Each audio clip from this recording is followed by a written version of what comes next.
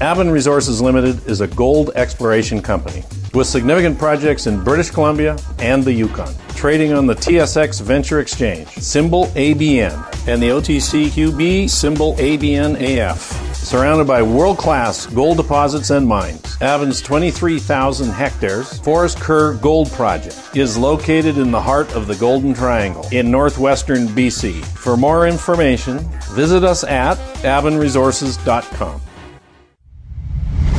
You're listening to HowStreet.com radio, available online at TalkDigitalNetwork.com. Welcome to HowStreet.com radio, the online source for market opinions. Here is Jim Goddard. My guest is Larry Reaugh, CEO and President of American Manganese. Larry, I know we talk on Company Showcase a lot, but today we're doing a mainstream House Street show about the Uptick Rule, predatory trading, and so on. And it's pretty important, isn't it, for Canadian small business to be able to access new funds? How important is that, Larry, to the whole scheme of things? Well, it's extremely important, Jim, that you're able to go to the markets and get the money that you need to advance projects, or, to build projects that will eventually employ people. And right now, it's very difficult. A lot of companies are having difficulty raising money, and it's because of this fact that we don't have the short rule, or the uptick rules, as it's called now. And, that's affecting the ability to raise money. Larry, for people who aren't familiar with it, what is the Uptick Rule and what's its history? Well, the Uptick Rule is the short rule, and during the Great Depression in 1929, the markets were getting slaughtered in the U.S. So in 1934, they introduced a rule called the Uptick Rule, and basically it's you can't sell a share short unless it's on an uptick. For example, let's say it last traded at 90 cents. It would have to be above 90 cents before you could short it, and you'd be required to borrow the stock from investors that held the stock. So that was a rule that was finally initiated in 1938. It turned the market around, and for 69 years it worked well, and then all of a sudden the SEC in the U.S. decided to get rid of it. So they got rid of the Uptick Rule in 2007, and you saw what happened in 2008 when you had stocks like, these predator traders came out of the woodwork. I mean, it wasn't like people were just shorting it on a speculation to make money. They were actually shorting it with the intent of driving it down to lower prices, so they could cover and make the money that the investors lost. And that, in my opinion, is almost criminal. So, you had shares like Freddie Mac and Fannie Mae that have been trading at $50 now are trading at, in a few days, short days, after, trading their entire issue to 3 or 4 times in that period of time, which is a tremendous amount of stock to hit the market, and now trading at 50 cents. And so that's an example of what happened then, and of course it created a crash that almost financially screwed the whole world, and finally, after much persuasion, the U.S. SEC decided that maybe they should do something about it, and they introduced a partial uptick rule that was, well, basically you couldn't short it down 10% in a day, and that was the main part of that rule. And since then, the exchange has gone on from about down around 11,000 to today, where it's over 28,000. So that shows you a increase of about 280%. And that's certainly great for the Dow, but In the meantime, the Canadian regulators decided that they'd get rid of the uptick rule, even though the experience in the U.S. was very harmful to the investors. I mean, they estimate that millions of investors lost all their money, and during that period of time in the U.S. So they introduced a notice that they were looking to approve the removal of the uptick rule on about January the 27th of 2011. And they proceeded to move ahead with that in 2012. But I don't believe in coincidences. As soon as this notification went out, and of course it didn't go to investors, all of a sudden the venture exchange moved from about 2,400 to where it's at today, which is around 538, and which is represents about a 78% loss over that period of time. And the market can't get back anymore. Once for a brief period of time it hit 900 at the end of 2017, and now it's back down at 538. So that has a real meaningful thing to it, and the TSX itself, which is not immune to that, after the 2011 announcement, went from about 14,500 or 14,800, hit a low of around 10,800, and then it's been bouncing up and down ever since, but today it's only up about 20% from those highs that it was at, and so you can see that the Canadian market itself is still getting pummeled. So what's that say to you? Well, it says to me that I don't believe in coincidences, that the uptick rule was removed, and our Canadian markets have been slaughtered, and people are avoiding them. Would it be physically possible to reinstate the uptick rule? Well, I hear different opinions on that. They say that, it's almost impossible with all the platforms out there. But the way I look at it is if you can get rid of the uptick rule, you can restate it and, put it back into effect. And the uptick rule is not necessarily a rule that I'm advocating that we get rid of short trading. It's short trading is a necessity in the market at times, and it keeps a balanced trading pattern. So I don't see why they can't reinstate the uptick rule and then govern it the same as they govern it now, and make sure all the platforms are adhering to it. Right. They change the rules and everything else all the time. Why not on this? Well, this is exactly what I'm saying. If you can take it away, you can put it back, and it's not, as far as I'm concerned, it's not rocket science to do that. In Germany, short selling is illegal. Elon Musk recently tweeted short selling should be illegal. Your thoughts on that? Well, I think, naked short selling should be illegal, correct. But short selling on its own is, if it's not predatory shorting is a different thing, whereas they're driving the share price down in order to put the investors' money in their pockets. But if your market is getting carried away, it doesn't hurt to have somebody, a market maker, shorting the stock to keep it on a level playing field. So, I certainly think the uptick rule has to come back. We don't have a short rule right now, but I'm pretty sure there's a lot of naked shorting going on. Larry, what's the difference between shorting and predatory shorting? Well, as I said earlier, shorting a stock when its exuberance is beyond what it's worth is a good thing. It keeps a market stable, And, it's, you don't have these ups and downs that rip shareholders apart.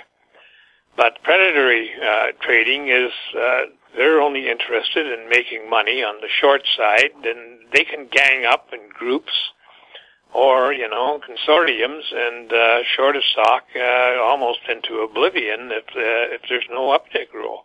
We'll have more with Larry Reaugh right after the break.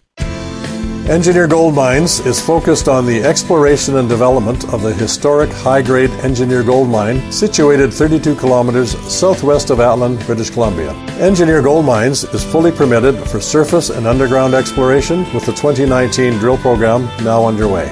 Engineer Gold Mines Limited trades on the TSX Venture Exchange, symbol EAU. For more information, please visit us at engineergoldmines.com. Cypress Development Corp. is developing a world-class lithium resource in the heart of Clayton Valley, Nevada. The size of the resource makes the Clayton Valley project a premier asset with the potential to impact the future of lithium supply. Cypress Development Corp. trades on the TSX Venture Exchange, symbol CYP, the OTCQB, symbol CYDVF, and on Frankfurt, symbol C1Z1. For more information, please visit our website, cypressdevelopmentcorp.com. Welcome back. We're speaking with Larry Reaugh. Larry, does the shorting of stocks take place on a level playing field in Canada so anyone can play?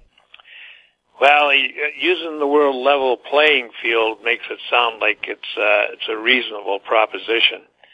But shorting stocks in Canada without having an uptick rule is not a level playing field for the investors.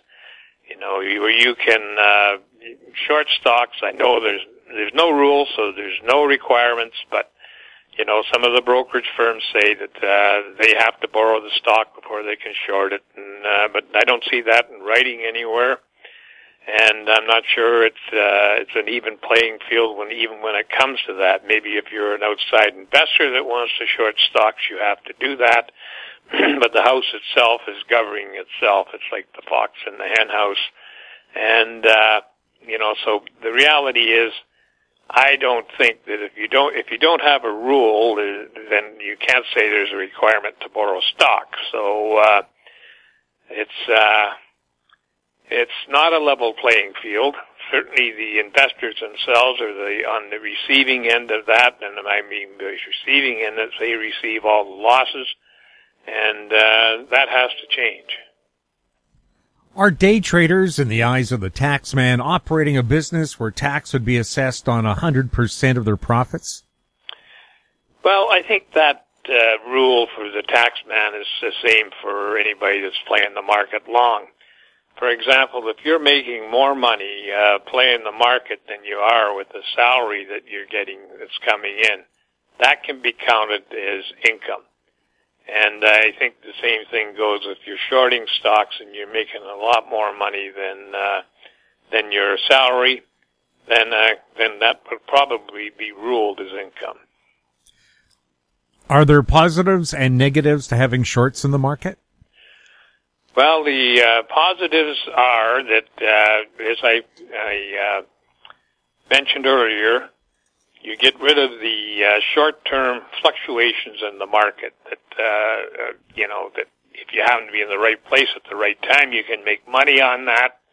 But most investors, maybe only look at their share price once a week, and so they can be hurt by short-term fluctuations that exuberance takes the markets up. Like, for example, we've just seen the market for the marijuana stocks, and so shorts, in that matter, to level out that exuberance is a good thing.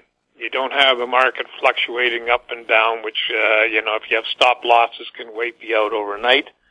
And so yes, I think that as I said earlier, that shorting in the market has a good side to it, but predatory shorting does not have a good side. Are the so-called powers that be in any market always looking for an edge? And does the removal of the uptick rule give them an unfair edge?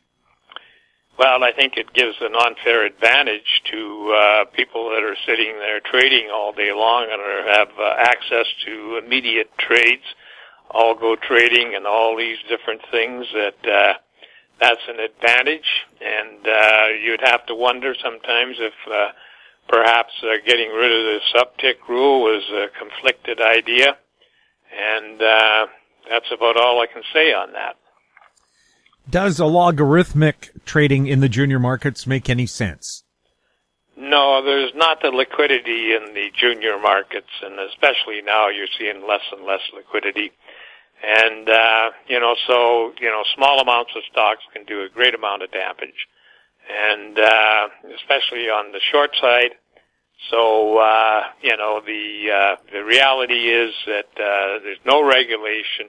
I'll give you an example. If you look at even the trading in American Manganese, if you look at the end of the day trading, a lot of times 500 to a couple thousand shares get traded at the end of the day to downtick the stock. And I don't believe in coincidences on that either. I think that that is to set the platform for the following day. And I think that a lot of investors are used to it now. Do multiple trading platforms make it difficult to maintain orderly markets? Well, certainly. Orderly markets, for example, the Toronto Stock Exchange used to have a trader that actually kept an orderly market in the shares if you were listed on Toronto, where they had bids in and they had offers in to keep it orderly. And now they don't do that anymore because I think the predatory trading wipes out their portfolio in seconds, right? All of a sudden, they've got a bid in for 100,000 shares worth $50,000, for example, and that bid is wiped out, and the next thing you know, it's being sold lower. And so there's trying to make an orderly market when you're looking at the different platforms and everything else that are trading out there is just about impossible to maintain. I used to, of course, make orderly markets back in the 80s and 90s, and I started to get wiped out in the late 90s, and so I had to stop doing that because somebody knew that I had orders in there, and I would wipe it out and then sell lower, and I'd have to come up with more cash or, cover at a lower price, and, that's a losing proposition. At the market close, you were the first one on the bid at a certain price. Then prior to the open the next morning, there's a new bid in front of you at the same price. How is that fair to investors? Well, it's not. And, certainly access to the platforms gives somebody an unfair advantage over a regular investor, and they're able to do those sorts of things. It's all legal. And, and scoop the investor, whether it's a sell order or a buy order, and that's not a fair level playing field for the investor. We'll have more with Larry Reaugh right after this. Media recognition from Bloomberg, Reuters, recycling trade publications, patented process for 100% recovery of critical metals, including cobalt, lithium, nickel, manganese, aluminum. American Manganese is focused on recycling lithium-ion batteries for electric vehicles. American Manganese trades on the TSX Venture, AMY, the US, AMYZF, and Frankfurt 2AM. For more information, visit AmericanManganeseInc.com or phone me, Larry Reaugh, at 778-574-4444. Don't miss out. Stay informed. Receive the HowStreet.com weekly recap with thought-provoking podcasts, radio, and articles delivered to your inbox. Sign up for the HowStreet.com weekly recap on our homepage at HowStreet.com. Welcome back. We're speaking with Larry Reaugh. Larry, do you have any solutions that could improve the structure and mechanics of the junior markets in Canada? Well, I think the biggest thing that I can qualify is that we need the uptick rule back. If we don't have the uptick rule, there will be no other way of actually, working for the investors. I think we've lost that sight of that. The investors are being used as, fuel for making money from short selling. So you've got to bring back the uptick rule. That, in my estimation, is the biggest thing that's hurting our markets today, and I don't see it as being problematic to do that. Mm-hmm. Now, we're hoping the regulators are listening to our interview, and do you have any thoughts on what they could do to make the markets great again?